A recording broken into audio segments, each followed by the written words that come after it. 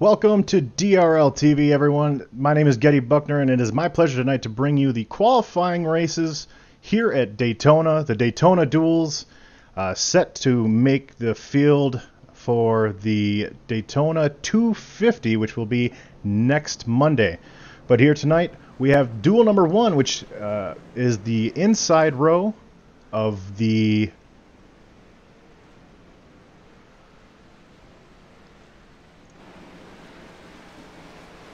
qualifying, the hot lap qualifying.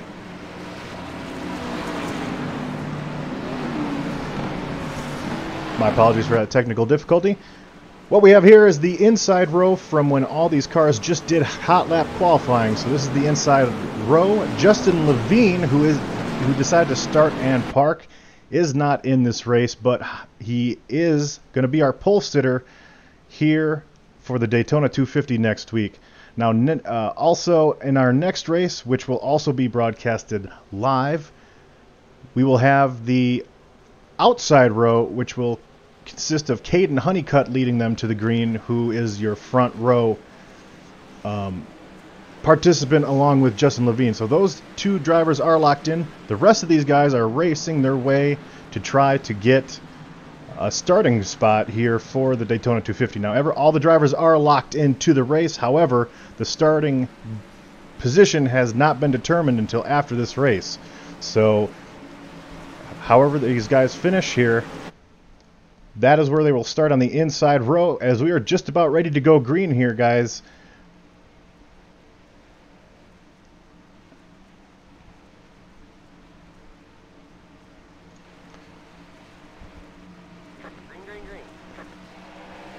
With 40 laps here on the docket, and these guys are going to be going full throttle to see where they can start for next week's Daytona 250.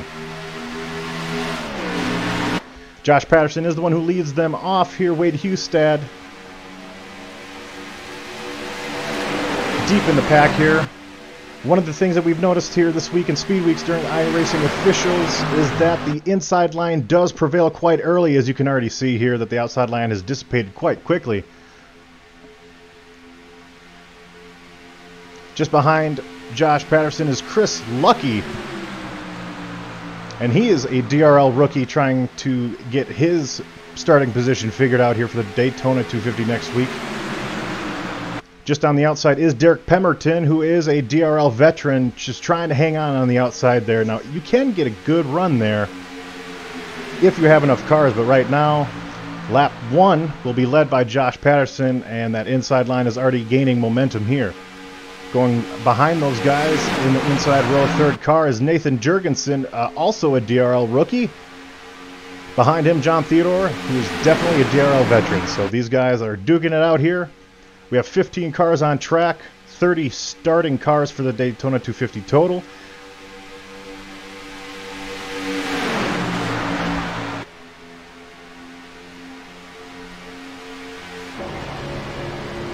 And to the outside, trying to push Pemberton on the outside line, is Tommy Bordeaux, known for his road course prowess here. Restrictor plate racing, definitely different from road course racing, but he's here trying to set his starting position here for the field, and they're actually hanging pretty well there on the outside.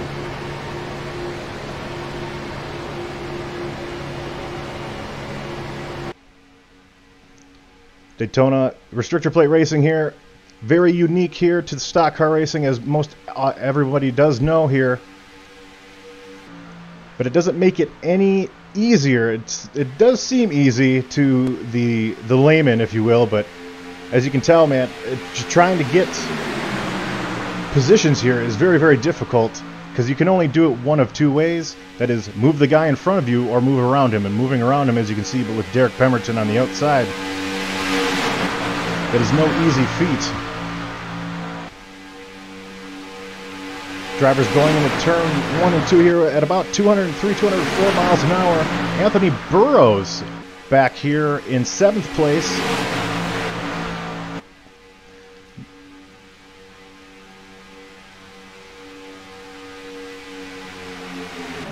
Looking in the cockpit here of Derek Pemberton again, a DRL veteran, trying to hang on the outside. He is doing well, considering that you know, weather can play a factor on how that outside line does or doesn't work. You can see the huge run he gets because he does not slow down quite as much as you would if you are on the inside line there.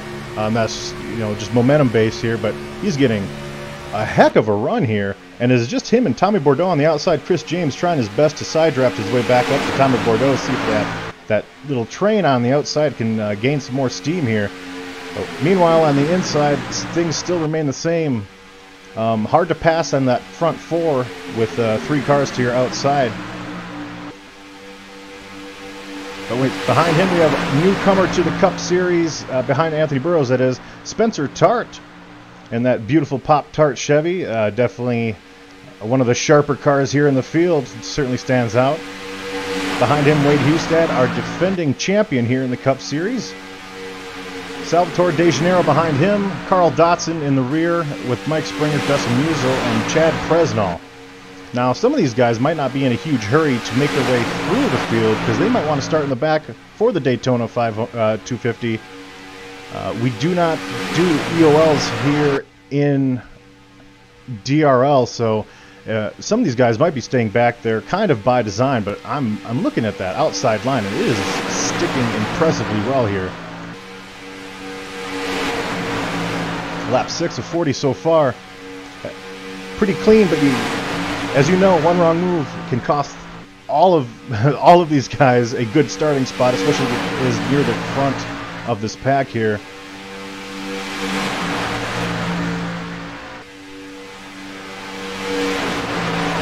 Right on board here with Nathan Lucky, and this is his view.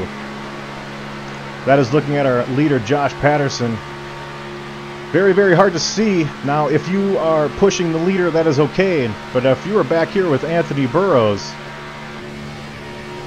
trying to see over the car in front of you is not always the easiest thing, so trouble can happen at any time, and checking up for it, that is the hardest part here at restrictor plate racing, because you have tiny disc brakes trying to slow down a heavy machine that is going over 200 miles an hour. As we have Nathan Jurgensen and John Theodore, who is sporting a new number this season. It was the 89, he is now the 27. They have jumped to the outside to see if they can do anything and help pull that train that consisted of Derek Pemberton, Tommy Bordeaux, and Chris James along. Now when I said you move around in cars, that's the one way you gain position. This is what I was talking about. Nathan Jurgensen is going to be able to get to the outside here and gain some spots if that line can hold. Otherwise, what this is doing, this is allowing Josh Patterson, Anthony Burrows, Spencer Tart to kind of just be confined down there on the inside line.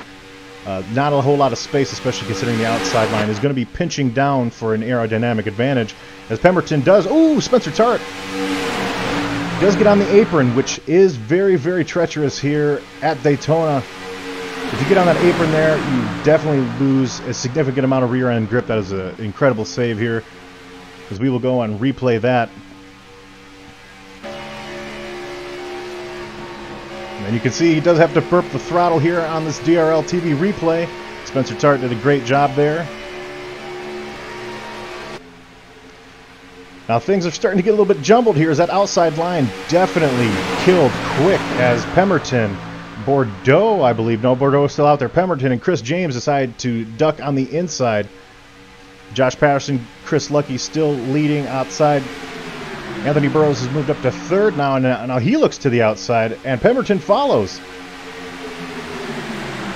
This will allow Spencer Tart to try to squeeze up behind Chris Lucky here. We're looking back here to the mayhem behind Chris Lucky, and that is that beautiful Camaro of Spencer Tart with Pemberton, Burrows, and Jurgensen on the outside. Now that is a very strong outside line. If they can't make it work, I'm not sure who could. Lap 10 of 40 so far in the books, and again, guys, this is just to start the Daytona 250. One of the few races in auto racing world where you race so that you can start a race. It's very, very unique to auto racing, and also very unique to NASCAR in general.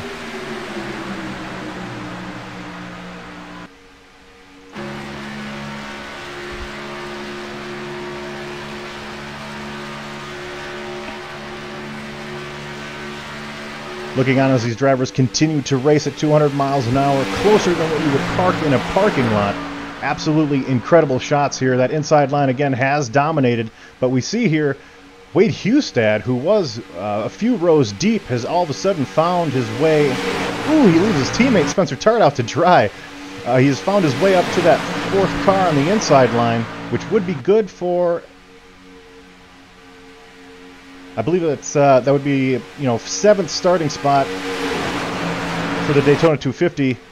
And looking at the rear of the field, we still have Chad Presnall, Carl Dotson, Mike Springer. They are in a kind of a little group of their own, and that does seem purposeful.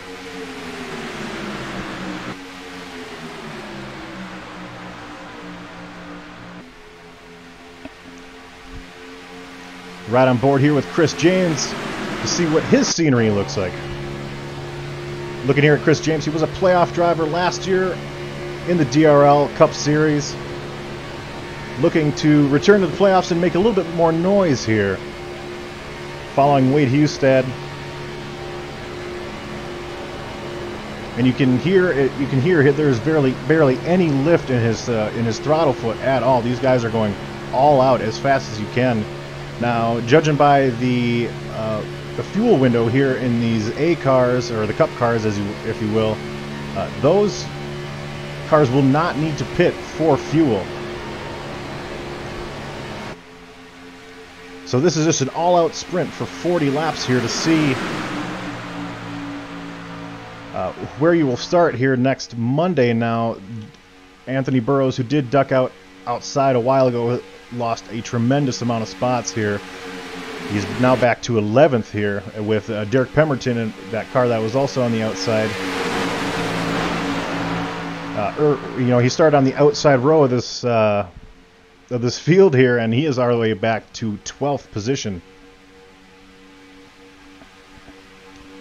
We do have Dustin Musil taking a look outside here. Oh! A big checkup. Contact Carl Dotson here. Let's get a replay of that. What happened there? As these guys go down the backstretch, entering turn 3, there was something that happened here. As we are looking at our DRL TV replay here, it looks like there just was a checkup on the inside line, and some drivers were not prepared for it. Go back to our live footage here. Josh Patterson still leading the way, has led every single second of this race. Behind him, Chris Lucky, Spencer Tart, Wade Hustad, and Chris James round out your top 5. Now the field that we see next Monday will be double this size. There will be 30 cars, but that doesn't mean that the results will be any different as far as the outside line working. You can see here, Musil and Anthony Burrows have made 0 progress, as Theodore does get a little bit loose there. They've made 0 progress on that outside line, and that's got to be disappointing to some of these drivers, because there are other cars that do have 2 grooves here at Daytona and also Talladega, its sister track. The B Series, which will be on Tuesdays, does have 2 grooves. The Truck Series, which will be on Wednesdays here at DRL, does have 2 grooves. Certainly more if you're willing to do that. But here in this A car, you can tell it's just so hard to get to the outside line and make it work. The only thing that the outside line does have working for it, it does not need to check up nearly as much as the inside line does, especially as the tire wear does increase. That inside line does become a little bit more unstable as the front end of these cars will begin to lose a little bit of grip. And that is where we see a lot of issues with cautions, because that inside line rather will kind of push up into the outside line. Oh, and you see right there with Salvatore De Janeiro, he kind of almost pushed up there into Anthony Burrows. We're right on board with that gentleman. Looking back at Tommy Bordeaux and Chad Presnall and Derek Pemberton, who've decided to make a little bit of a push here. Things are getting a little bit dicey here. Carl Dotson, because of that damage, he is still back here. And again, with this being restrictor plate racing, that's not necessarily a death sentence. Starting 30th here at Daytona is not the same as starting 30th at, let's say, Martinsville, Bristol, Atlanta, which we will be going to in 2 weeks.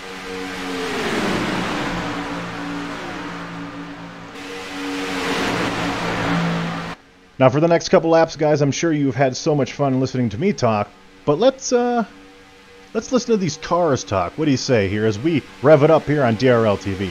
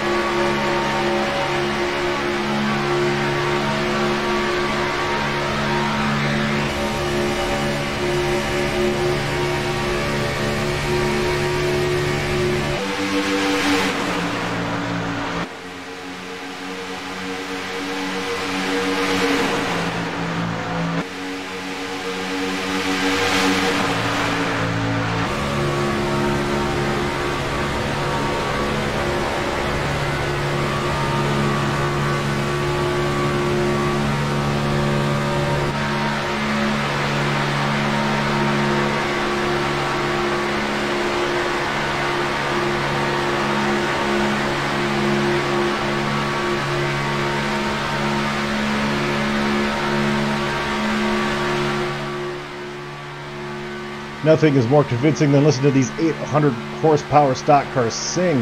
As Dustin Musil and the outside line, as I was speaking about earlier, that handling on the inside line has started to fade a bit. As you can see, there's a separation between Spencer Tart and Chris Lucky on the inside. That does allow this outside line of Dustin Musil,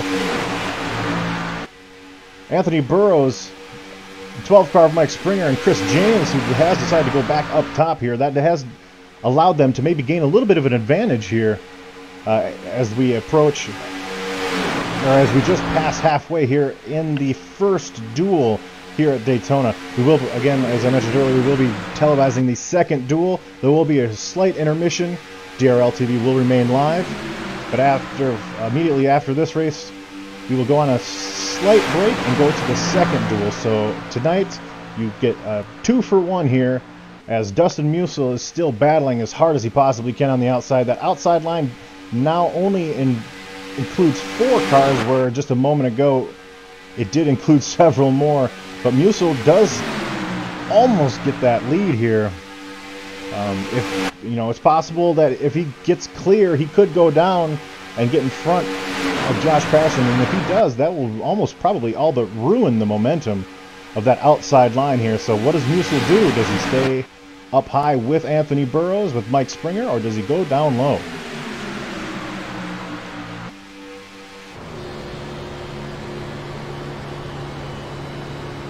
On board with Dustin Musil, he has decided to stay up high for now. And you can see on the inside there, Josh Patterson, but Dustin Musil will get credit for leading a lap at the very least. Again, points don't matter. There is no points for leading laps in this race. But what we do have is bragging rights. This is practice for the Daytona 500. This is the same setting that we will see at the Daytona 500. It will start during the daytime, even though the duels in NASCAR this year in real life will be night races. But here we do have some daytime, I guess you would call it Daytona 500 practice. Everyone has remained clean. A couple little scares here with Wade Hustad, Spencer Tart getting on the apron. John Theodore was having issues earlier, with that checkup there. Otherwise, besides Carl Dotson scraping the wall, I don't think anybody has any damage here. But eventually, these guys are going to run out of patience, and they will start pushing a little bit harder here. I am surprised to see Spencer Tart still not able to tuck up to the 77 of Chris Lucky.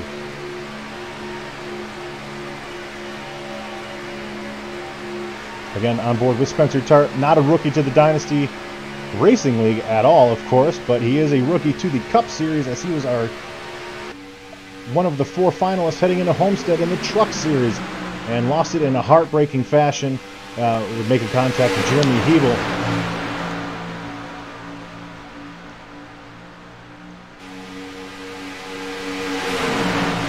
Inside line is getting a little bit more movement in the center of the corner. That's something we have to be careful of. One wrong move here at Daytona, and a lot of cars are going to be experiencing significant damage here is Musil on that outside line, which is... Sorry about that mic issue there. That outside line, which does consist of 4 cars, the same 4 cars that have been out there for at least about the last 7 or 8 laps. They have made ground, but they have kind of stalled out here. Looking up here, you can see Mike Springer. Musil does have that car clear for a moment, but he does decide to stay up there with Burrows. Now, whether that's what Burrows wants or not remains to be seen, of course. Chad Presnall is kind of back off the draft, as is Carl Dotson. So this group right here is 13 cars deep, with John Theodore being the caboose here. And Dustin Musil leading laps as the leader on that outside line with Anthony Burrows, Mike Springer, and Chris James. Now, one thing Spencer Tart is doing right there is he is opening the door that one of these drivers could duck down and drop out of that top lane if he continues to have that gap there. And Anthony Burrows does cut inside. Musil stays outside with Mike Springer and Chris James. This is a little mini 6-car breakaway, but to get back to Spencer Tart here, as we will ride on board with him and see what he is looking at.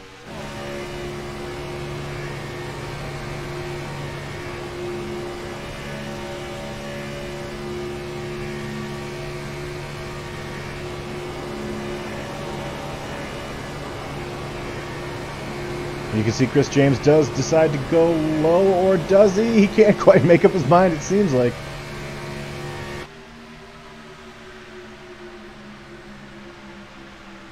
So Anthony Burrows is your new leader. This would give him the 3rd starting spot if the race ended right this moment. Josh Patterson would start 5th. Chris Lucky would start 7th. Anthony Burrows was so close to winning the Daytona 250 last year before a last lap incident.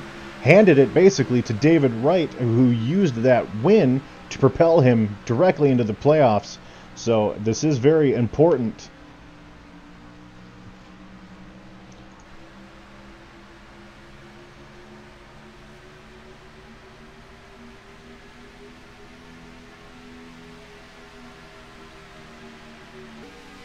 Things have kind of calmed down up front here as everything is single file. Just about all the way back here. We have Musil trying to take a peek back outside. Spencer Tart is going to gladly take that spot. Wade Hustad, his teammate, will probably follow. And Salvatore De Janeiro is a couple car lengths back, with Tommy Bordeaux following behind him. Nathan Jurgensen, who did end up falling back, he did start up high here in this pack at the beginning of this race.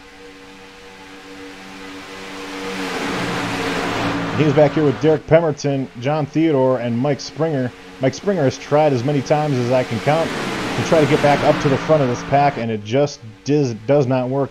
He almost got up as high as 5th or 6th on the outside line, and now he is dead last on this lead lap pack here in 13th spot.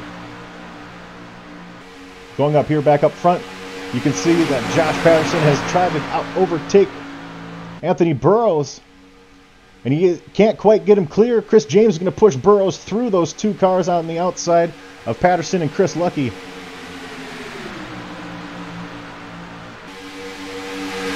Chris James has now technically moved himself into the 5th spot of the Daytona 250. Just behind him, Chris Lucky, and our leader for most of this race, Josh Patterson, is now stuck on the outside. His best hope is right behind him, Mr. Dustin Musil. You can see things are getting a little wiggly up there. Ooh, Musil hits the wall. And after having a promising run, he is now back at the back of this pack in 13th with a little bit of damage, and he's quite possibly going to lose this draft here. Looking here on the outside, that has also left Josh Patterson all alone, trying to sustain or make up ground here by himself, which, if you understand aerodynamics in any way, you understand that is a large undertaking here, as he's just to the outside of Sal De Janeiro in the 8th spot here. But up front we have Anthony Burrows, Josh Patterson, Chris Lucky, a little mini 3-car breakaway with Spencer Tart, who still seems to be having issues sucking up to the car in front of him, and that is even with Wade Hustad pushing him. Josh Patterson is getting awfully close to that outside car there. Or Josh Patterson, sorry, is getting close to the inside car there of Wade Hustad. But he has not lost ground. I'm very impressed with that run on the outside there.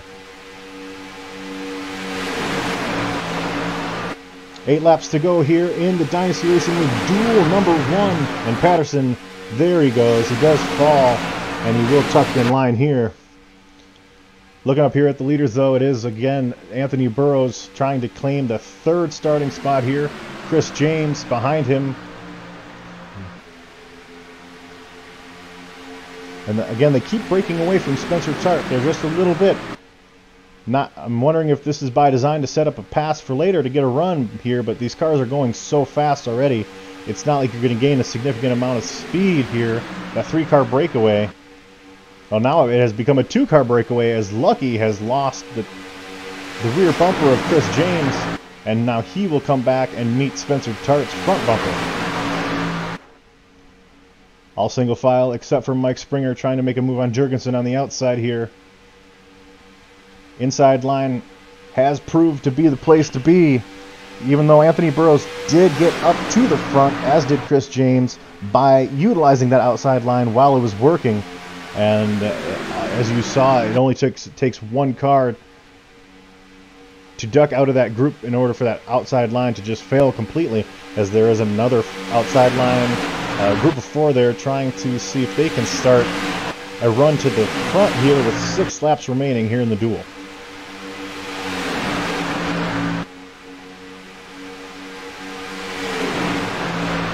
And that outside line goes from 4 cars to 2 cars real quick, as it is Salvatore De Janeiro and Josh Patterson, who is trying to find his way back up to the front here.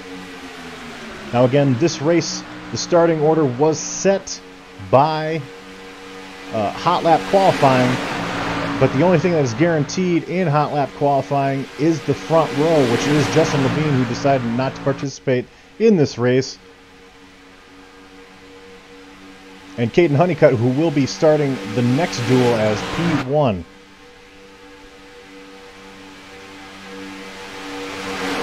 Now looking on that outside line, Sal De Janeiro leading Josh Patterson and Nathan Jurgensen in that Camaro. They're trying his best to get to the outside there and keep working his way up, but it seems to have stalled here as Chris James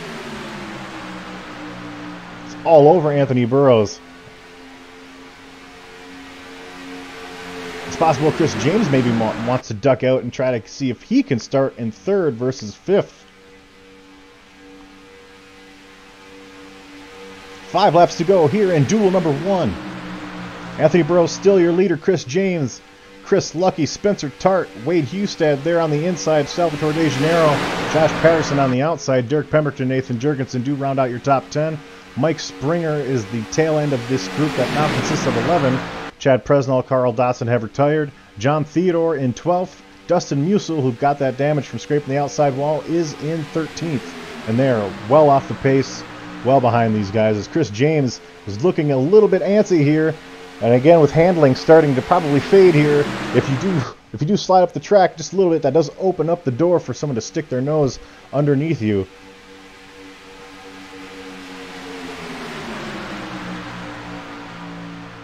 Four laps to go. Duel number 1.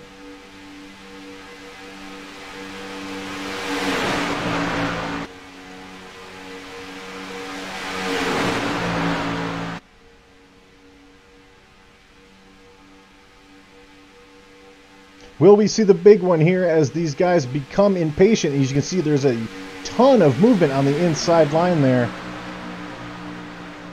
And you can see almost all but one car pushed up off that bottom line.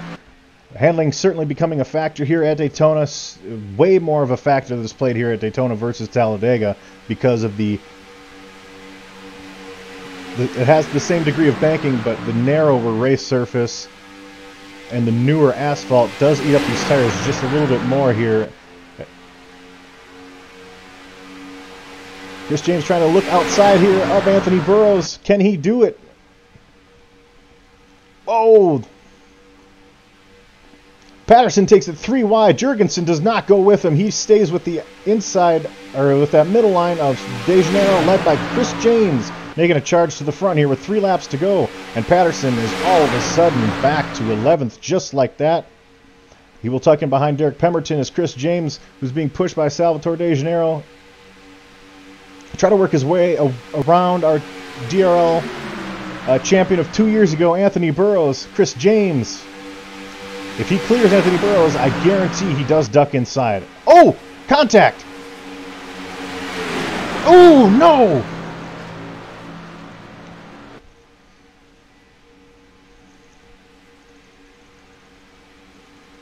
And Chris James takes a hard hit here as we look back up, and that will put him from starting in 3rd or 5th all the way back to almost 30th position, just because of one little bump there. And that also ends Josh Patterson's opportunity to charge his way through the field. Spencer Tart, 3rd in line. He tries to look high, and he will be pushed by his teammate Wade Hustad. Final lap here in duel number 1. Tommy Bordeaux loses it.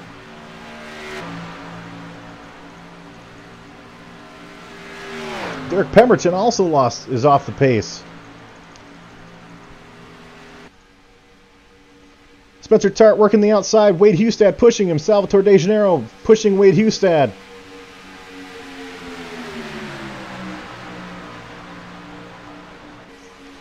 Final lap here. Final turn here. As we head onto the front straightaway. Salvatore De Janeiro in the wall. Jurgensen with him. And Spencer Tart will win duel number 1, pushed by Wade Hustad and Anthony Burrows. My, oh my. Tommy Bordeaux, who spent most of that first race here, mired in the back after a failed outside line attempt here. I believe that is where he actually started. He finishes 4th. Chris Lucky 5th. Salvatore De Janeiro 6th. Pemberton 7th. Mike Springer 8th. But the man of the hour is Spencer Tart. Let's go have a look at that final lap one more time here. Spencer Tart looks to the outside here to go on board with Wade Hustad. Again, this is a replay of the final lap here. As you can see, that nice, beautiful run here right on the outside of Anthony Burrows, entering the backstretch here for the final time.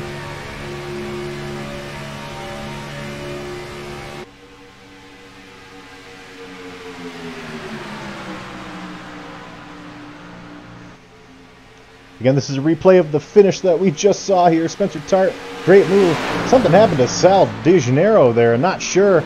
Nathan Jurgensen, just an unfortunate bystander there. The 77 does get detached from Burrows, which allows those 2 cars on the outside to power past.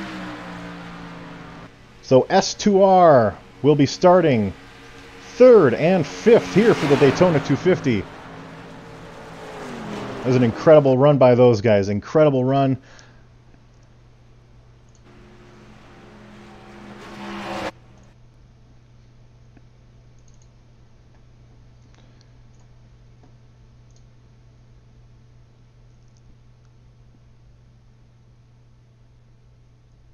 Let's see if we can bring in our race winner, Spencer Tart, as he did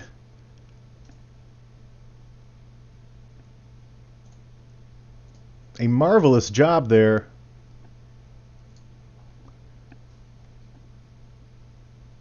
Spencer Tart, this is the booth. You got a copy, sir? Yes, sir, I do. Well, I noted during the race that it seemed like you were having issues keeping up with the car in front of you, almost like you just couldn't go up there, and you were almost consistently a car length behind. I noted that was either by design for a run that would last for later in the race, or maybe there was a handling issue.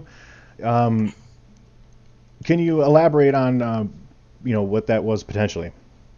Fuel, plain and simple. Fuel. Finished the lap, or we finished the race with 0.01 gallons of gas. Everybody was running out the line. Me and Wade were just trying to save fuel. I could run half throttle and keep the draft with them, and that was otherwise I don't think it would have made it to the checkered. A little bit of strategery there, I see. Well, this puts you in third spot, starting at the Daytona 250, and I mentioned earlier that it doesn't necessarily always matter where you start here in a restrictor plate race, but when we look back here at the Daytona 250, the starting grid picture, and it will be you just behind Justin Levine, certainly that's got to mean something here, and it also means that um, this could be a potential race-winning move as we head into next Monday. So, how valuable was that practice time that you guys had here today with that 40 laps? Oh, it was huge. I mean, it's a full fuel run. There was enough cars to know what the cars we were going to do. We see what the outside line does, and we see what the outside line doesn't do. Uh, we know, no, yeah, we gained a lot from it. How you can push, where you need to push. Uh, Tires definitely going to play a big role because the handling does go away in these with these cars after about 15 laps. So going into one or coming into 1 and 2 or coming out of 1 and 2 or 3 and 4, it gets a little tight and it gets a little loose in the center. So it we definitely learned a lot. Going into the 250 and third is awesome. Gonna be it's gonna be good. I'd definitely rather be there than in the middle of the pack. So No, I like it. absolutely. Yeah, we do know that calamity can happen at any time. Well, Spencer Tart, even though it doesn't count for points or anything like that, you still came out here and you won a race. And that's what auto racing is all about, is finishing first, which is exactly what you did today.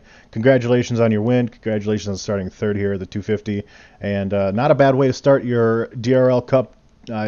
Even though you've run Cup races in the past, this is your points debut this season. And the first thing you do is come out and get a victory. So, congratulations on that. And I'm getting ready to talk to your teammate here, Mr. Wade Hustad. Yeah, definitely got to thank all the teammates. Everybody. I definitely wouldn't have done that without Wade pushing me the entire way and sticking with me. So, big shout out to S2R. It's gonna be, we're gonna be tough to beat this year. 10 for Spencer Tart. We will move you back down to S2R chat with your friends. And that was Spencer Tart here, but our finishing second here was Wade Hustad. Wade, now we have implemented this season, the whole team-based point system, and the first thing that S2R does is come out here and power past one of the champions that we've had here in DRL. And as you are also defending champion yourself, but you and Spencer make the outside work, which is hard to do. You power past Anthony Burrows, which is hard to do. What was going on in that final lap there? Seriously, Getty, it was really, really tough. But that final lap, really what led up to that is the whole race. I was just glued to Spencer, and I kind of had a feeling it was going to come down to fuel mileage. And after about 15 laps, we started saving, going about 75, 80%. And it was so hard to stay patient and true to that strategy, but it really paid off because I could hear Anthony run out of gas probably about 400 yards away from the start finish line. So that was kind of the kicker, and that top line lost all its momentum, and it was just me, Spencer, and I believe someone else was kind of tag team behind us, so Jurgensen and a couple others. But if we went high, I knew we could outrun those two cars, the 77 and 62. So luckily it paid off. Spencer had like a tenth of a gallon of gas left. And it's so hard to be patient like that in a race. You just want to mash it and go. But we stuck true to it for 40 laps. Yeah, now speaking about staying patient, obviously it's easier to stay patient in a race that is just to start the grid. I mean, that's all this race is for. Exactly. We're just starting the grid, but knowing how dominant that inside line can be, especially at the beginning of a run before handling kind of, takes the advantage away almost, depending on what weather we do end up getting at the 250. What is it that you can actually take away from here, not from a racing standpoint, but almost like a mentality standpoint? What can you take away from this race that you can apply to the 250? Really, for the 250, what I'm going to apply is it's easy to get comfortable with the car in that lower line. And you probably could see as the race went on, it was really easy to drift up from that lower line.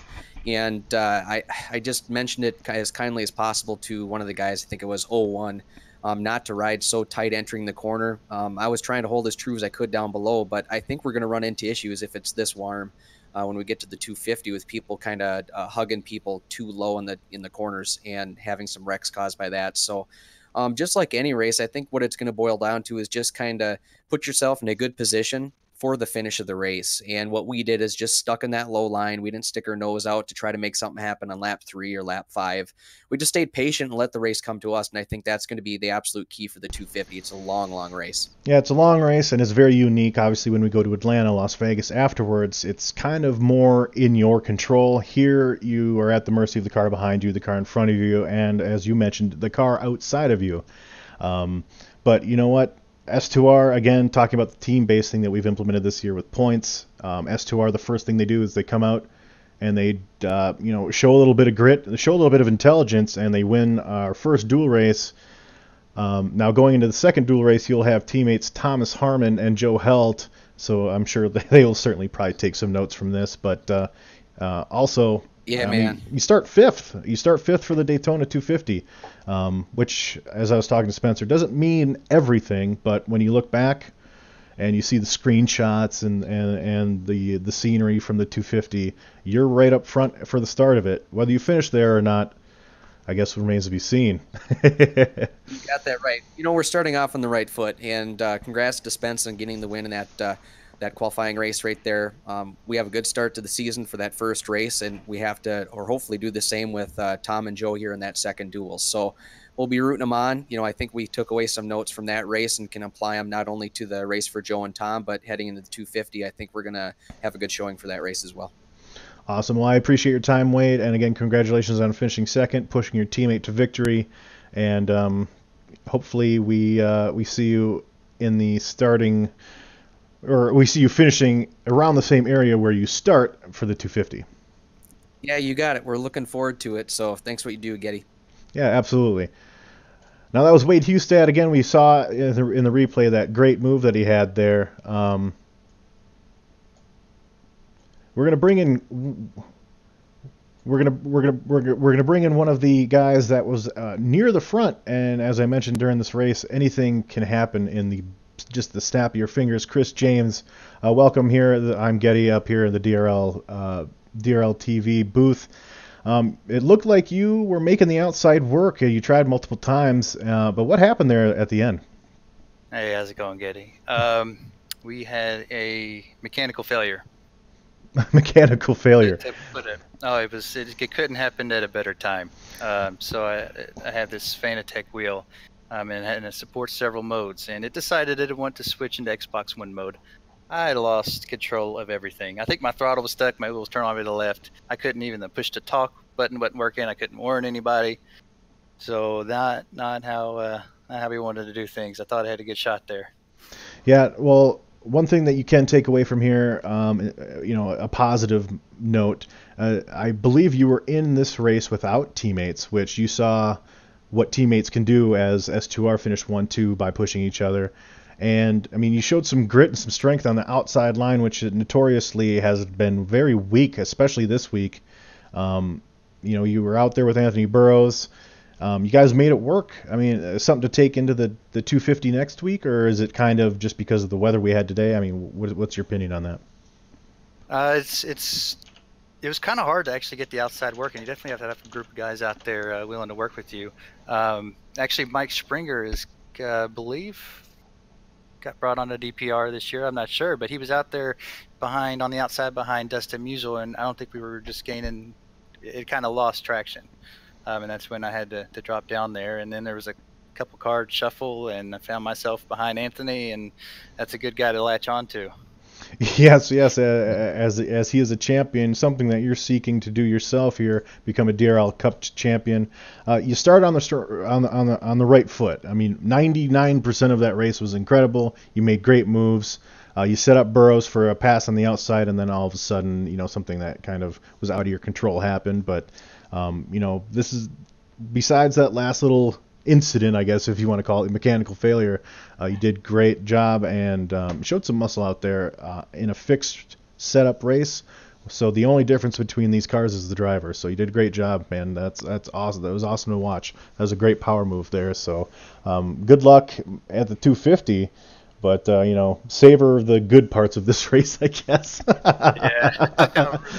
I really appreciate that, Getty. Yeah, it was absolutely fun up to that point. Everyone was patient and given room. It was a great race. It just sucks mine head in that way, but a lot of positive takeaways on how to run this track for the 250 next week. Awesome, Chris James. Well, good luck next week, and you will start a little deep in the field, but it's not like no one's won from that position before. So congratulations on at least showing that moves can be made. 10-4. Awesome. Thanks, guys. That was Chris James here. We move him back down to Dysfunctional Patriots. Here in just a second, we will take a little bit of a break here as we head to our next duel. And that is all to set up the Daytona 250, which will be February 18th, next Monday. The biggest race of the season. Just happens to be the first race of the season. And we couldn't have started out better. We had a little bit of drama there in the back with some cars making contact, Jurgensen getting turned there at the end. But again, this is just to start the race. The race isn't even until next week, and we're already getting some good action here. With the track being as hot as it was, with the fuel being an issue, which I was not aware of, it certainly opens up some drama for duel number 2. So we will remain live, ladies and gentlemen, but we will be on a little bit of a pause as we move over to duel number 2. I appreciate all the viewers that we have here. And if you look here, we've got a list of names of everyone that's involved here in DRL to make these duels, to make the Daytona 250, all 3 of these series happen. It starts with Race Control, who are the eyes in the sky here for each and every race. Administration, our owner there, Mr. James Pandolf. Graphics, all the graphics that you see don't exist without Martin Wenzel. And I myself am Getty Buckner, broadcasting here for DRL TV. If you like what you saw here, especially the racing, certainly not the broadcasting, make sure that you hit the like, subscribe button here on YouTube. We do go live at least 3 times a week with league racing here coming up starting next week, and give you the best of the best. And it'll be a full-length season here that we're kicking off. So we look forward to having all of you join us each and every week, rooting on your favorite driver. And as I mentioned again, we are going to be heading over to duel number 2. My name is Getty Buckner, and we will see you in a few minutes. Stay with us.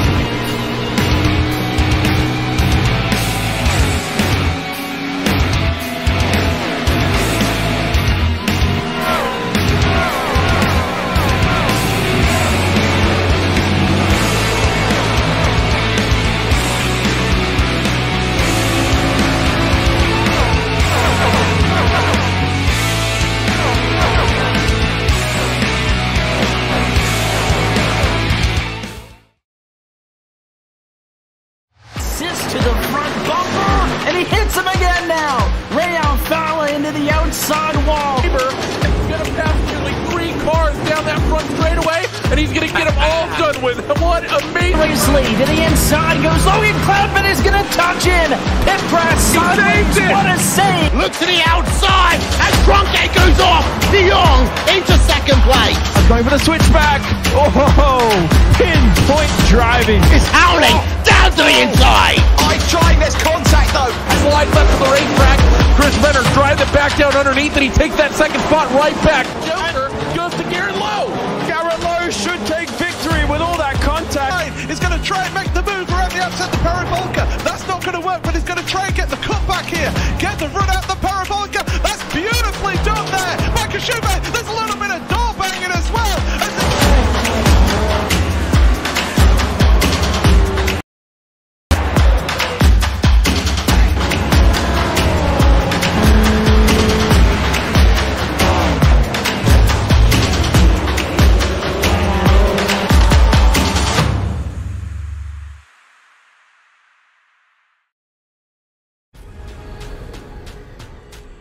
The most realistic online racing sim ever made.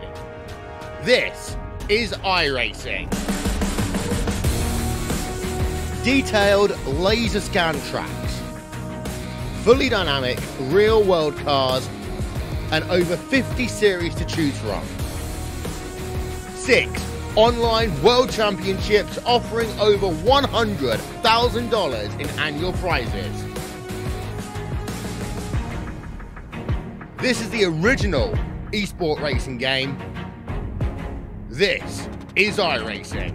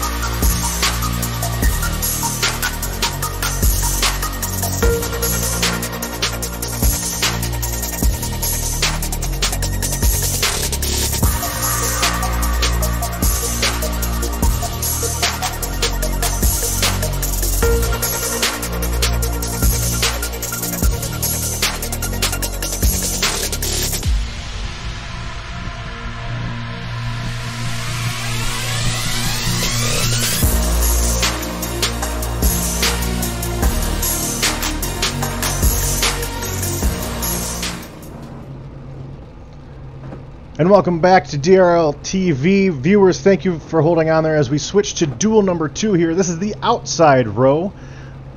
Caden Honeycutt did secure his position on the front row via hot lapping earlier today. Now this is all, this whole race's purpose is to set the outside row of the Daytona 250, which, if you will look at the information provided here, is next week.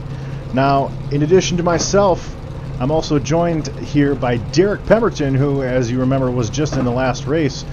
Derek Pemberton, you got a copy, sir? Derek, it's great to see you. Obviously, you were just in the last race here. You know, what are these guys going to be expecting in the opening laps here of duel number 2? Safe fuel, first off. That's going to be the utmost thing, safe fuel. Second off, you know, one thing that I noticed is that these cars don't like to stay in a pack very well, so you might want to go on and find your friends now, because when it gets down to about lap 15, lap 20, you're not going to have a whole lot of, there's not going to be a whole lot of sticking together, because just these cars seem like they fall apart, and just as the race continues on, I don't know if we all saw it, but I definitely did, that these cars like to slide right up. It's really hard to keep the car kind of down on that yellow line, so I'm kind of surprised we didn't have a wreck in our race, so I'm wondering if we might see it here. Well, a wreck is certainly possible, always just around the corner. What we're going to do here real quick is we're going to bring in Caden Honeycutt, who did get the pole, and just speak to him very, very quickly. Caden Honeycutt, do you have a copy, sir? Yes, sir. Well, you secure your front row status here for the Daytona 250. One thing that you don't secure, though, is you know, knowledge of what the track will be racing around these particular drivers. What do you look to get away from this race? Oh, I mean, just me starting up first. I haven't really started first ever in a plate race, so I think just the mindset is to save fuel. If we actually need to go caution-free, save as much gas as I can while being out front, because obviously being out front, hold it wide open the whole time, burns more fuel than the guys in the draft. We saw that in the clash last night, so I think it's going to be saving fuel and just being smart. I mean, if we got plenty of laps, I mean, I'm already locked, so no reason for me to ruin everyone else's starting position. I'm going to try to help out my teammates, and let's see how good we can do. Awesome. What chat were you in? I was in Slide Waves with Harry Tiller and Alexander. All right, well, that was Caden Honeycutt. Your your outside front row position holder for the Daytona 250, as we are set green here, and a much different start than what we had here in duel number 1. Certainly already separation here up front. Caden Honeycutt with Joseph Held just behind him here, Derek. We have 16 cars, 31, or we have 18 cars in this group, a little bit more than we had in the last one. Do you think that will be an issue? Personally, no. Just we might see a little bit quicker that we might see guys fall off the pace. I know. I think it took us to about lap 10, lap 15. We finally started having some damage or whatever. So maybe we'll see some guys fall off. Maybe well, one thing that we don't see, Derek, is that outside working at the start of this race. Once again here, there was a couple drivers. I know Tommy Bordeaux, certainly one that I remember, that started on the outside line and immediately got flushed back here. As I say that, though, it gets a huge run here. Who is that led by? That is Alexander Russell, I believe, with John. Is that? No, yeah, Alexander Russell pushing Richard Lucky. Yeah, pushed him all the way up to the front there. That was one thing that we couldn't get going in the last race. That outside lane, you wasn't getting up to leaders. We're actually 3 wide in the middle of the pack right there. Oh, they're actually pushing. I'm trying to see that that's a 69 there. Yeah, that is Harry Tiller here. We were riding on board with Harry Tiller. Things do get sorted out here pretty quick, but yeah, 3 wide, lap 3. Certainly a little bit more aggressive than we saw in the first duel here, as almost immediately went to single file race for a pretty good majority. And as you see here, already 2 by 2 by 2, 6 cars deep. Now, one thing I also was noticing that these cars do not like to stay in the line very well together. These cars really move around even when you've got fresh tires on them. So don't be surprised if, you know, we see some cars really start to come together because just the cars don't want to stay down. They don't want to stick really where they are. And also, like, just slight movements in the wheel, I noticed that, especially coming up. You may think that you're not turning the car all that hard. Next thing you know, you feel the back wheel you're about to start spinning. So maybe that could be something, especially if we start laying on the back bumpers of each other. Well, in impressive fashion, John Mullins, who is not a DRL rookie, very much a veteran, pushing Alexander Russell on that outside line past Caden Honeycutt and Richard Lucky. This is incredibly bold here at the start of a run here. You can kind of see some of the cars have fizzled out a little bit, as has their momentum. Caden Honeycutt, though, will join the outside party trying to get around Richard Lucky. Honeycutt's position is locked in. However, it doesn't make him any less competitive here, as we are a 2x2, 5-6 cars deep, with a little bit of a train just behind him, a second grouping, if you will. I believe that is led by the 42 of Nathan Pollard. A lot of new names here this year, Derek. You were here last year, though. What is it that we can gain here as far as experience with racing with different drivers? Different drivers tend to do different things. What can you take away from a 40-lap race with racing around new people? Well, I think some of the guys that I didn't already know, which I think in my duel, it didn't seem like I knew a lot of guys in there. It seemed like there was a lot of new guys in my duel, so seeing some of those names, seeing some of those paint schemes, seeing how they react,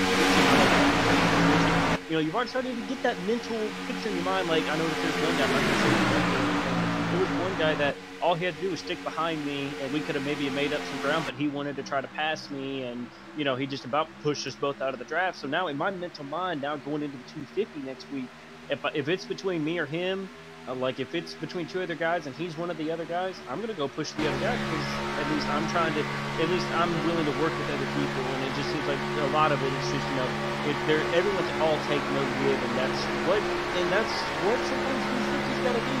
Try to gain some respect, but sometimes some of the veterans don't like it. Some of them, I call myself veteran, but I'm just saying some veterans like if you like to give a lot and then take it when it's the right time. No, that's absolutely true, but I will say Caden Honeycutt did make that outside work. John Mullins, who's been on this outside here, 3 cars versus 15 here. Mullins does stick inside, though.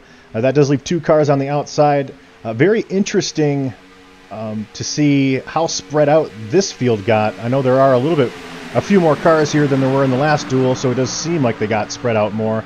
As I can already see the what car is that? The 24 of Eric Wolf, one of our champions here of the Dynasty Racing League. He actually has a little bit of bumper damage on the rear, and that also means that somebody has a little bit of front bumper damage, which certainly doesn't help the aerodynamics here at a restrictor plate track here, as he's following Joseph Held in the 8th place. Yeah, oh wow, that's actually, thankfully it didn't mess up his spoiler too much, so that shouldn't affect any of the aerodynamics any, so he should be fine. But that is kind of interesting though, only lap 8, already got a little bit of bumper damage. Looks like these guys, if they are making any contact, which it's going to be very hard to make contact except for going into the corners. Going into the corners, especially if you're on the inside lane, you can't keep it wide open. You got to let off a little bit, so kind of interesting to see that already, but trying to see who got it, so it could be just a little bit of damage on him. I don't think it'll affect him any though. Well, one thing that I will certainly give kudos to is Seth Knoll and the 83 of Nicholas Lovell. They are still on the outside. They've certainly not gained any positions or any time on the leader, but they haven't really lost as much as I thought they would here, as we are on board with Seth, and they actually both get to the inside without dropping back. We saw in the last duel drivers such as yourself, Mike Springer, as soon as they were hung out to dry on that outside, they dropped like a fly. We also saw that in the real NASCAR duel, or the NASCAR clash, just the other day. But this is right now we've got kind of settled in here to a one-line race, similar to last race. But I will say that outside line does look a little bit more promising, as someone back there does hit that apron, which I talked about last race. Very, very dangerous, that apron. You go from 18 degrees of banking on that tri-oval to almost 0. The car doesn't really like that all that much. And it also looks like those guys are getting onto it, like they're trying to keep it flat, like they're trying to think it's still part of the straightaway. And I think that's what caused a lot of those cars to go to the kind of go down below the line. It looks like the 37 once again is trying to make a move to the outside. He's going to have a little bit of help now by Harry. Let's see if he can get it done. But right there, though, that's actually a great visual right there. Look how quickly that 63 cut to the back of John Mullins. And I don't think John's going to, he might not lead that lap, but I don't think he'll lose leaders. It looks like when the side drafting going on, I didn't see all that much side drafting going on in ours. Of course, you'll know more than me, but I don't personally see the side drafting working near as cars, but no, certainly side draft. You're right when you bring that up. The side draft is more noticeable in the B car, certainly in the truck as well, with a giant spoiler, as Caden Honeycutt will be a victim of the old hung out to dry routine. But for him, he's already locked. He's on the front row. For him, this might be him trying to see what he can do for the 250. But I will say,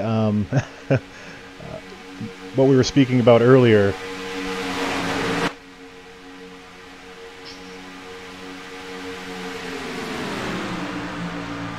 Oh, sorry, there might cut out.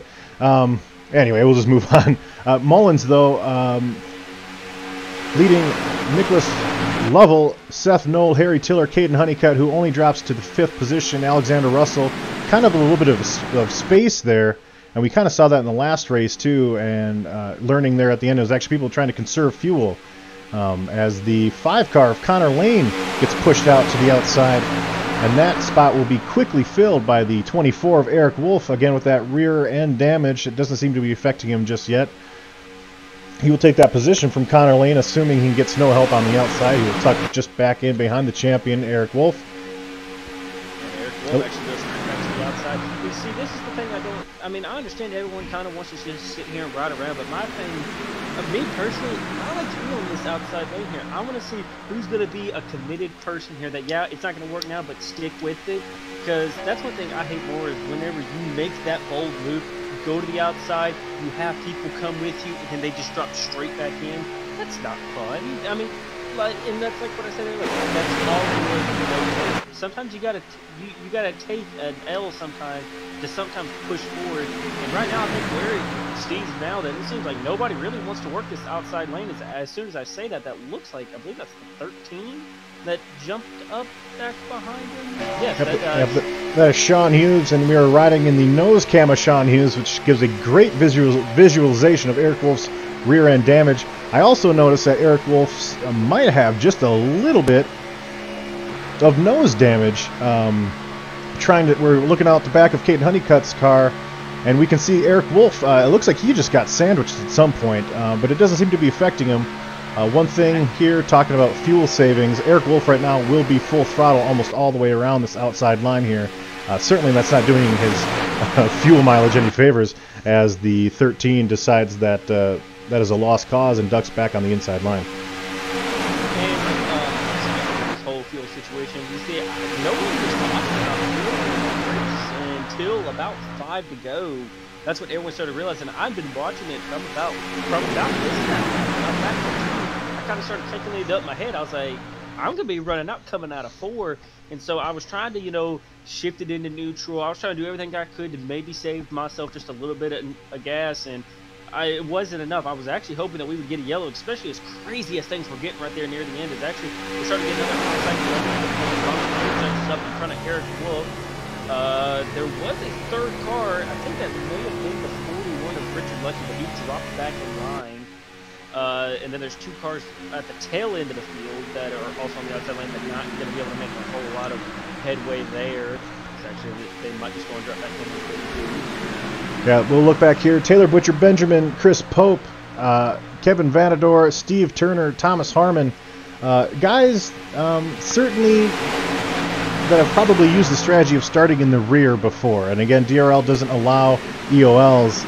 But Chris Pope, again, as of course every time I say it I get contradicted, he is looking to the outside here to see if he can gain any positions, show his muscle a little bit with his teammate Taylor Butcher Benjamin behind him.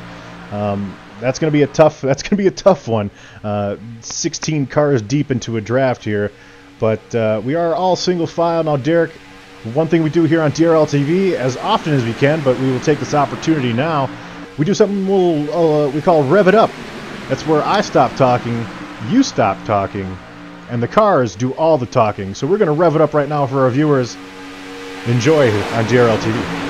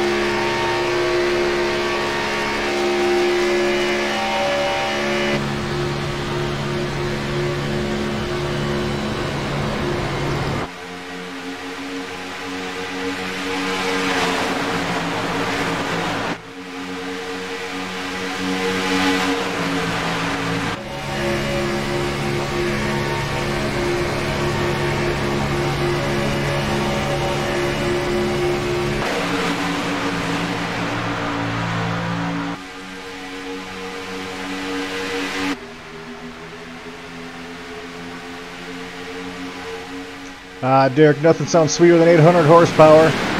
Now, meanwhile, during that broadcasting break, as we listen to just the cars here, I noticed Eric Wolf still trying that outside. We've had several suitors try to duck out with him, but it's just not enough here. And I see that this field is starting to get just a little bit spread out here, especially up front. Again, knowing now what I do, that's certainly a fuel-saving measure. You know, it certainly could be a fuel-saving measure, but very intrigued that with a guy like Eric Wolf, you certainly think, you know, he is a champion. Maybe more people would follow him, almost like the Wade Hustad effect, Anthony Burroughs, but really nobody trying that outside line with any significance this duel so far, as we are almost halfway through. And I'm actually kind of surprised. It looks like these cars are really moving around. Actually, I think the bag's actually not that well. As soon as I say that, I see a lot of cars moving around. These cars are really moving around. Don't know if there's actually any wind now that I'm looking at it. I mean, these cars are really moving around, and that's actually helping Eric. As actually, it looks like John was going off the block. Eric has found a way. He has scratched, clawed, fought. He has done whatever he's had to do here to find himself on the outside of the leader. And it looks like that Connor Lane's going to be trying to push him in front here. We'll see how that goes. As it looks like, with as soon as we hit the halfway mark, it looks like it's a whole different race now. As Eric Wolf takes over the top spot away from John Mullen. It looks like Eric's trying to let Connor come with him, but it just ain't working. As there's a lot of moving around now. Yeah, Harry Tiller. Oh. Connor Lane, 3 wide. Oh, no, this thing. Oh, I thought I seen a wreck. Harry Tiller toying with the 9 car we saw there on screen. Connor Lane gets shuffled out. Caden Honeycutt, who, again, he is locked in. The only driver in this field who knows exactly where he's starting next Monday.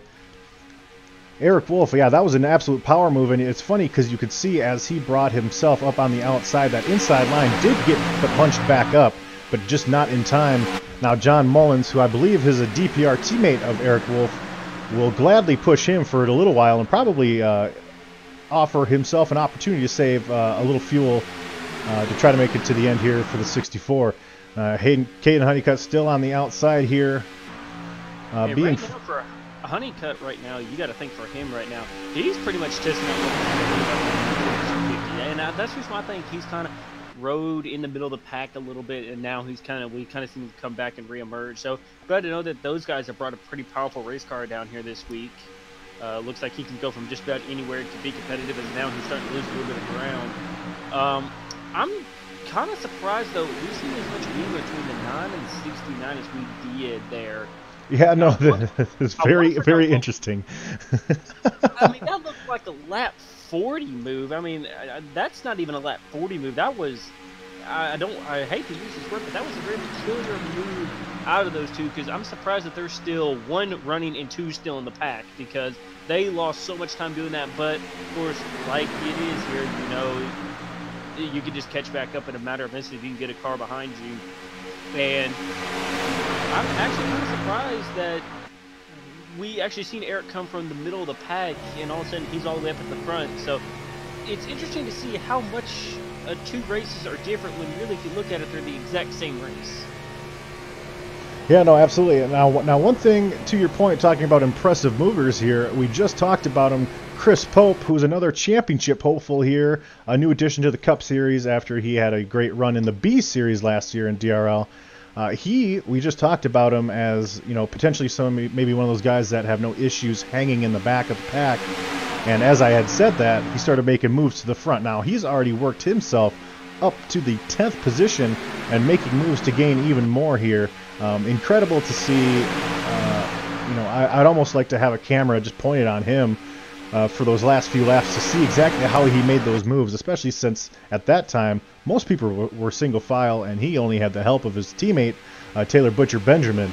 So incredible skill that can be showcased here on restrictor plate racing. When you think of skill, you don't often think of Daytona or Talladega, but some guys got it figured out. And right now, Chris Pope, who's a big mover, Eric Wolf, who we saw power on the outside, Caden Honeycutt, who's tried 14 different ways to see if he can get back up to the front. Most of them have been fairly effective here. And on to your point about restrictor plate racing and everything, you know, most people, when you think restrictor plate, you think, oh, that's the easiest type of racing there is. It's flat out. I don't see why those people don't see it. And my thing is, when I come to a restrictor plate track, my thing is that it's a different style of racing. It's just like you're different from your short track to your intermediate to your road course. It's a whole different thing. Granted, yes, you are wide open, but my thing is, though, in this type of racing, you're not so focused on your car in this race.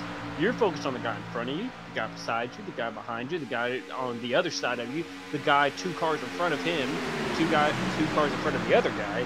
You're constantly having to worry about other cars around you, because basically you're just going to keep the wheel straight, basically. And of course, bearing something's in front of you is actually John Mullins is going to jump up to the outside.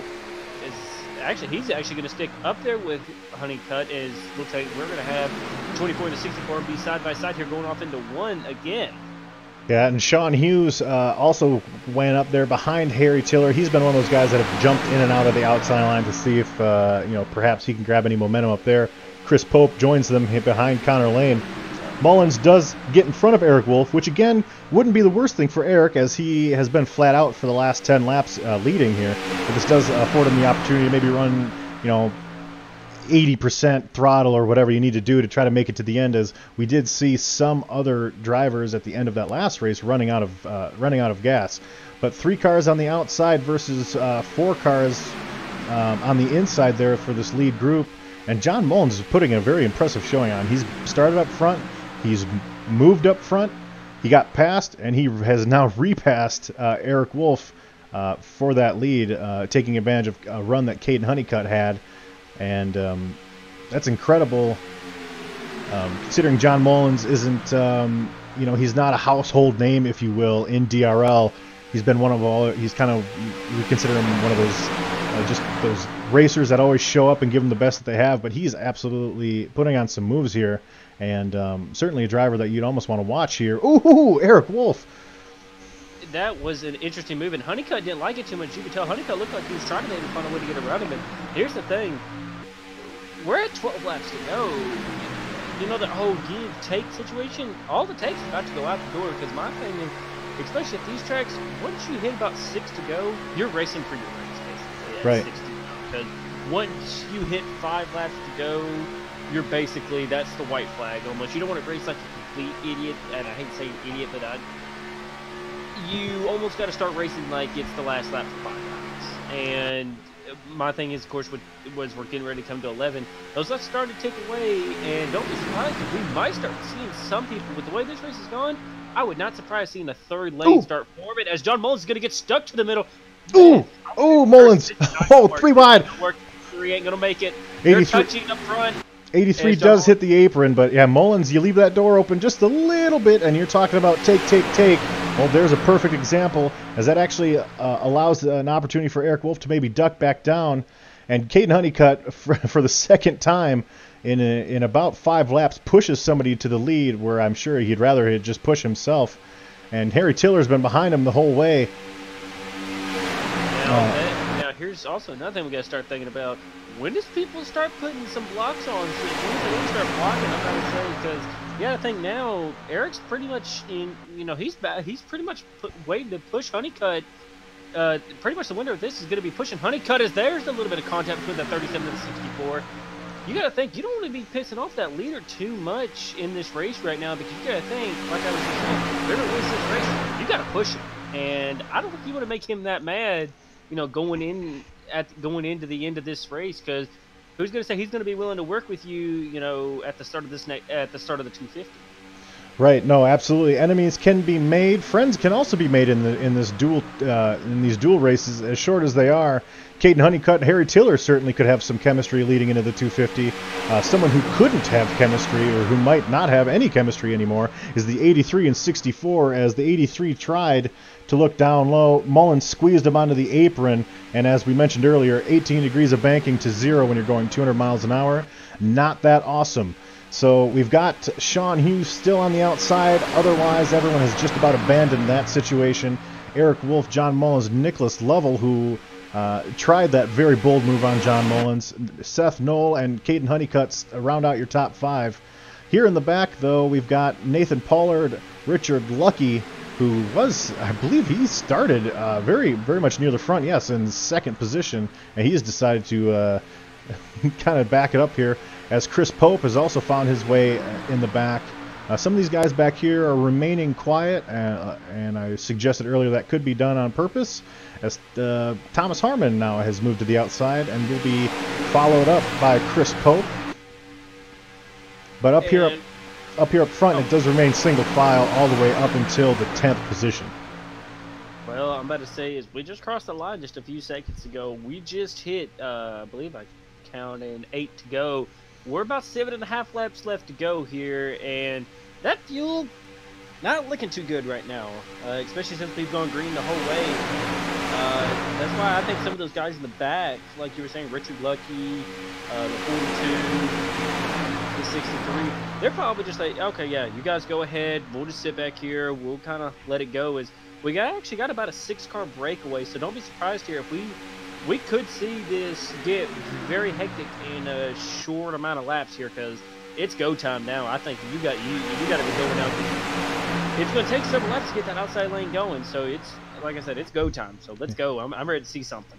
Yeah, well, and we saw on the final lap of the last duel, when someone runs out of gas in front of you and you are literally closer to them than what you would park a car in a civilian parking lot, as soon as they start sputtering, that affects the whole field immediately.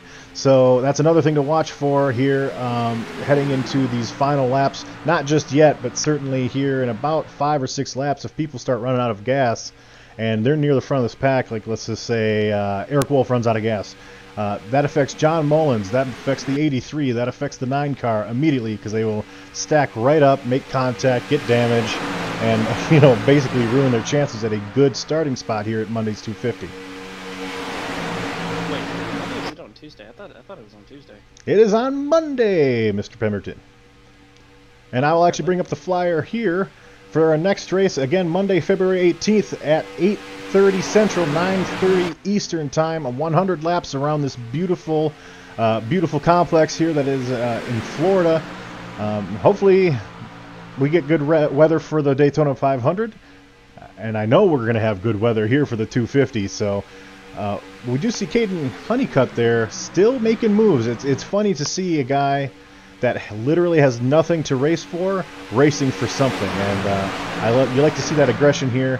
One thing I'm noticing, though, is you can tell the inside line, instead of being on the yellow line where they started the race, they enter and they slide up almost a full groove. So if there's an outside line that does form and they start trying to pinch and side draft, That's where we're going to get some issues here later in this run. Is Right there 5 to go? Big example of it. Oh boy, I was pushed up right there. Wolf was coming back down, and it was good. And here's the thing: we just hit 4 laps to go. Pretty much, our race is basically, I believe, official now. So you can't sit around too much longer if you want to have a chance to be up near the front. So boy, I just don't like it because right now everybody's going to be in the back of everybody. Everybody's going to be saying it's go time, let's go. And it looks like the 83 and Honeycutt look like they said, okay, it's go time, so let's go. Well, Honeycutt has all of a sudden become the designated pusher here as he has pushed several people to the lead here. And it just leaves DPR teammates Eric Wolf. Oh, not teammates anymore as John Mullins does look inside. Caden Honeycutt follows Eric Wolf. Actually, Honeycutt gets back. Oh boy, he is all over the place. Here we go. Well, I said I was going to get 3 wide, did I not? 3 wide, 4 wide almost. Here's Honeycutt takes a look. Oh, Honeycutt, don't try that right now, bud. Don't try it. John Mullins. Oh boy, they are bumper to bumper, 3 wide, 3 deep. If there's a wreck, it's taking out everybody. We're going to ride on board with Harry Tiller here, and this is what 3 wide looks like here at Daytona. 3 laps to go. And looking at that damaged car again of Eric Wolf, who that rear bumper damage could affect him if he's not bumped properly here with 3 laps to go. This is incredible racing. Certainly much more aggression here than we saw in duel number 1. And again, one person running out of gas here that could take out the whole field here. And that's just good, though. This is here's where maybe more cars can really affect the field now. And also, if we are 3 wide and let's just say John Mullen runs out of fuel here, like we were saying earlier, Richard Lucky and all that, they predicted that right. But as we're getting back 2 by 2 here, there's still enough time. I'm gonna be surprised if we go 3 wide again because there's still enough time. We still got enough time to get a good momentum to build up here, and I think we could be seeing 3 wide again before we reach this checker. Sean Hughes, who's been looking for multiple lines to get up here, has finally found his way up to 2nd. Thomas Harmon, who is in the back, Joseph Held, who is in the back, have found their way up here within sniffing distance of at least a decent top 10 starting spot for the 250. Eric Wolf certainly getting washed out here on the outside. Final lap here. And this is the drama. Here we go. A little bit of contact. Here we go. Here goes the O2. And here's also another thing we got to worry about: fuel. Can everybody get it? Can everybody get back? Ooh. There goes the 13. Blocked by Hughes, which actually will benefit him as Joseph Helt pushes him past John Mullins. John Mullins can go from starting 3rd to starting 7th, 9th, 10th. Mullins is out of gas. Yep, he's definitely out of gas. And now the question is, who else is going to run out before we reach the line? Actually, I think everyone else is going to make it. Harry Tiller putting on the blocks. I think the 13. Oh, I thought the 13 was out of gas. The 13 crosses the line first. Joseph Held, Harry Tiller, Eric Wolf, and mayhem at the end of the flag here. That was incredible. Hard hit for Honeycutt. Oh boy. Yes. Well, good thing these cars are generated by pixels. Let me just say that. That would be a situation like we had in the Clash where several thousands of dollars would be cost. But here, Sean Hughes, who we mentioned several times, searching, trying to find a way. He found a way at the end, blocking Joseph Helt, and used that momentum there just in time, and almost simultaneously as John Mullins ran out of gas, which was probably very distracting to a couple drivers. Very, very great run there by the 13 of Sean Hughes, who will start 3rd. Joseph Helt will start 5th. Harry Tiller will start 7th. Eric Wolf will start this is the outside line. That is my bad. Yeah. So that is 4th, 6th, 8th, and 10th place there. Thomas Harmon rounds out our top 5 as we watch Sean Hughes here burn it down. Great run by him. He starts 4th. He finishes 1st. A rookie here to the Dynasty Racing League, and that's one way to establish your presence here, isn't it? Yeah, I'm about to say, I think that's how it. I think that's how it went for me too. I started off, I think, with my first race here at Daytona. I think I pulled out a win somehow out of my butt. So it's always a great thing to come into a league and put out a win at what better track than Daytona? Yeah, and Daytona has history. Daytona has everything you would want in getting a victory, as it looks like Sean Hughes is definitely out of gas now.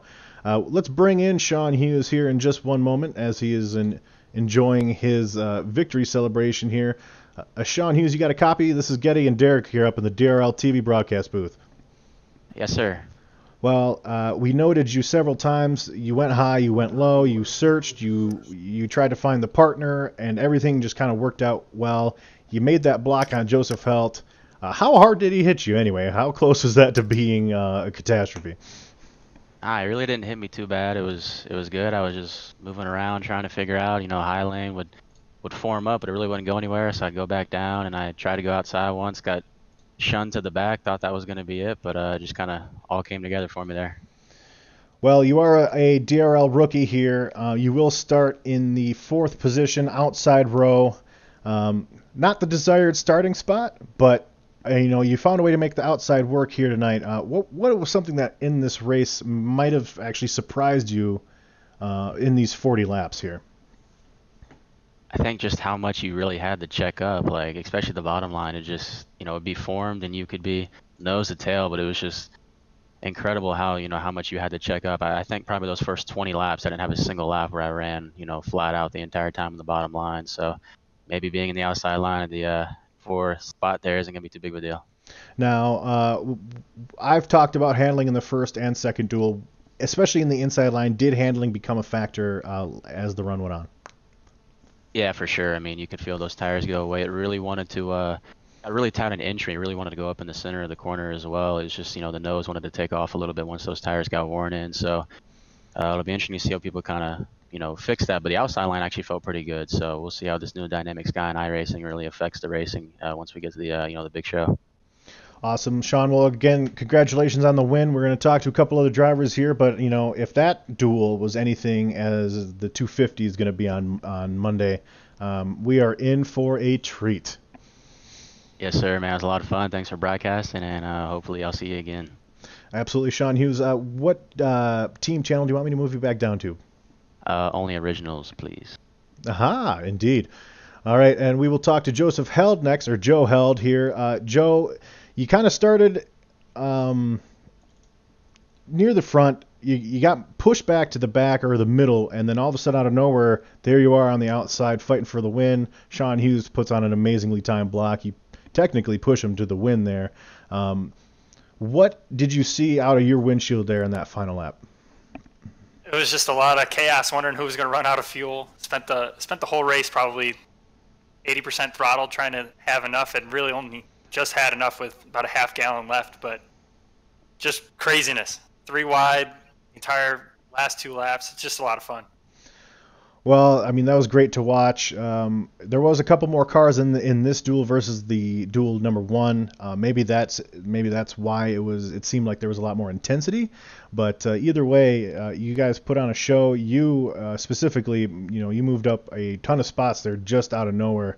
Is that something that you might have, be putting in your back pocket for the 250 next week? Oh, definitely. It was good to have my teammate there, Thomas. We got hooked up right at the end and made that strong push, and he ended up with a top 5 also. So gonna be some good starting spots come Monday. Yeah, and your teammate does finish just behind you in 5th, so a good run there by S2R. Spencer Tart, Wade Husted were able to put on a show in the first duel, so should be an interesting season for that team. And it certainly has started out well, as you will start in the I believe it's the 4th spot or the 6th spot here on the 250 on Monday. Not too bad of a spot to start on here on the biggest race of the year. Absolutely, can't wait. Derek, do you have any questions for Joe? No, I'm good. All right. Well, Joe, we look forward to seeing you again. I would like to note that I believe, if I remember correctly, you have won a restrictor plate race in DRL. Am I right? Yeah, I won Daytona in the summer. Interesting. Well, we'll just hold on to that little piece of information as we enter next Monday with you starting near the front of the pack there. So certainly a driver that other guys are going to have to look out for.